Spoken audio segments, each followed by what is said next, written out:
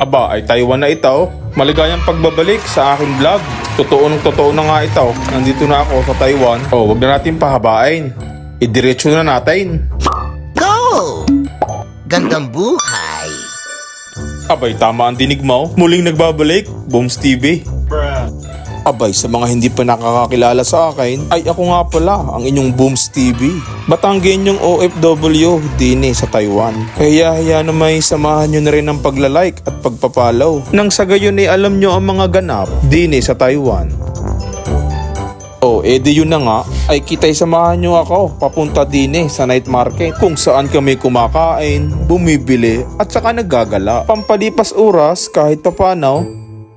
Malapit lang naman na ready sa amin. Siguro may 10 minuto kung mumuturin. Meron namang ibang mga naglalakad na laang. Syempre, exercise din kahit papanaw. Aanhin ang motor kung hindi gagamitin. Ay papanaw, tara sa loob. Samahan ko na kayo.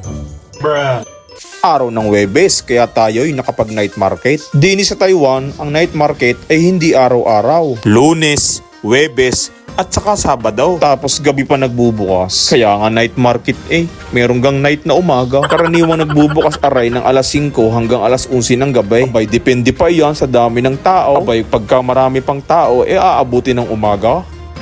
Di bali din ako'y umorder ng pusit.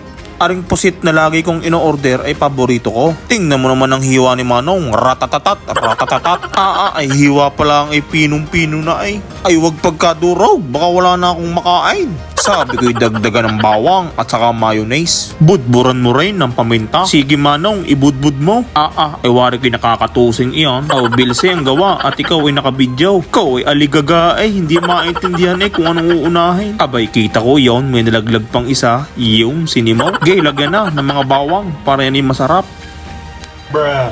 Di habang ako'y busy doon, ari namang asawa ko, busy din. Ari ang kapartner ng pusit. Bumili kami ng gulay-gulay kung tawagin. Dini kami lagi nabili ng gulay. Wala iyang sahog na kanin, talagang purong gulay lang. Dini pagalingan ng patas. Kung gaano kadaming mapapatas mong gulay, di gayon din kadami ang makakain mo. Pero syempre, yan ay niluluto bago kainin.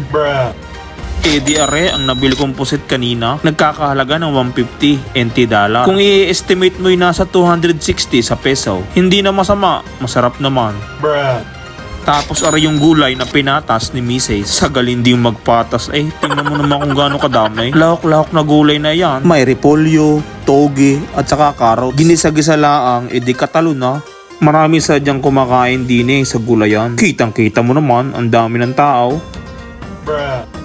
Tingnan mo naman sa dami ng tinapay na iyan. Ay iyan mauubos mo. Ay may bayad iyan ha. Hindi yan libre. Hindi porket wala sa plastic wala yang bayad. Mayayari ka diyan. At ari naman yung ibang tindang mga beans. Hindi ko pa natitikman yung mga yan. Pero sabi nila ay masasarap daw. Tingnan ninyo kung gaano kagaganda at kasasarap ng mga tinda nila din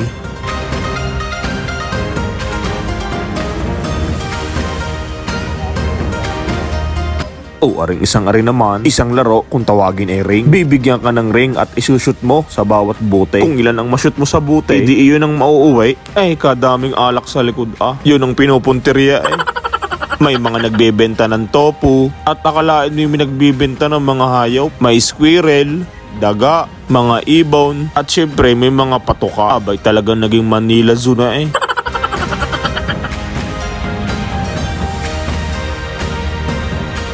Are ang masarap, pakwan shake ay talaga naman purong pakwan iyan. Talagang napakainam. Abay, may nagmamadyong pa.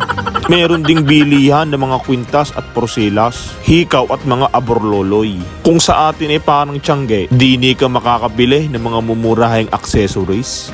Ari naman ang mga palaro para sa mga bata. Pakinggan mo ang tunog, abay nakakasayaw At yan na nga, balat ng babaw. Hindi ko mawari kung baboy bagayan o baka. Pero tingnan mo at nangangalahati na.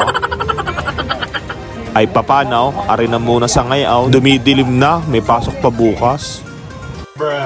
Sa mga hindi pa nakapalaw, abay ano pang ginagawa mo? Pwede kang panood-nood ka na laang. Abay follow din pag may time. Sinasabi ko sa iyo, hindi ka magsisisi. Sa mga ina-upload ko para ka na rin naandine. Tayo gagala hanggat gusto nyo. Para kahit panonood man lamang ay kunyari andini kayo. Ay siya siget kami pauwi na niyan. Ipapakita ko sa inyo kung saan kami nakatira. Sa unang video hindi ko na ipakita. Ay inabot na nga ng gabi sa paggagala. Pero ayos laang, naisama ko naman kayo. E di ngayon alam nyo na ang itsura ng night market din sa Taiwan. O ari na ang aming tahanan. Aba-abay hindi amin yan lahat. First floor lang ang amin diyan. Karamihan ng aming mga kapitbahay ay puro Taiwanese. Wala kang magiging problema pag sila ang kasama mo. Ay paano? Magpangipangitan na ulit tayo sa susunod na vlog. Paalam!